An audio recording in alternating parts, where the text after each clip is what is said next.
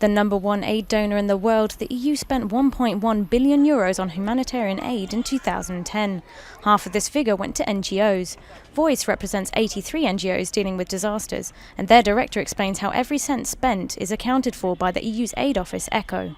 NGOs are subject to in-depth pre-selection of ECHO. They then report detailed on the project, how many people they have helped, and they are meanwhile also audited in the field by ECHO staff. They are also, the operations also monitored, and they are audited afterwards at headquarters. The European Commission claimed it helped 151 million people in 80 non-EU countries in 2010.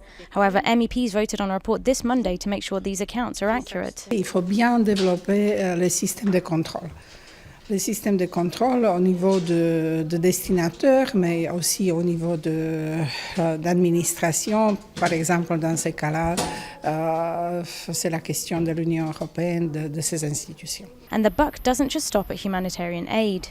We have to be certain that aid, trade, and all of the other policies that we deal with in this House and with the 27 member states do not conflict with what we're trying to achieve, which is to get these countries into a better place and a better situation. With the EU's future budget under discussion, NGOs will certainly be paying attention to the EU's accounts.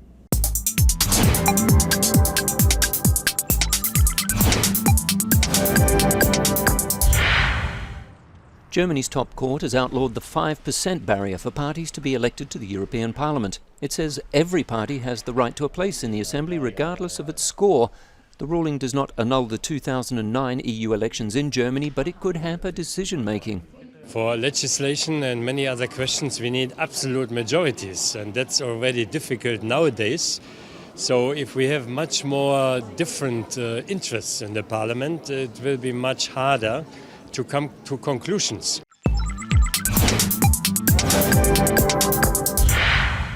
MEPs are criticising Europe's failure to take a concrete position ahead of the Durban Climate Change Summit late this year.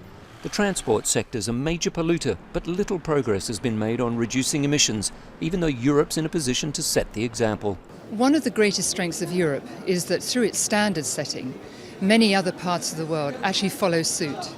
So that in fact, by saying we will aggressively search for targets in terms of emissions from vehicles, we will see a necessary knock-on effect around the world.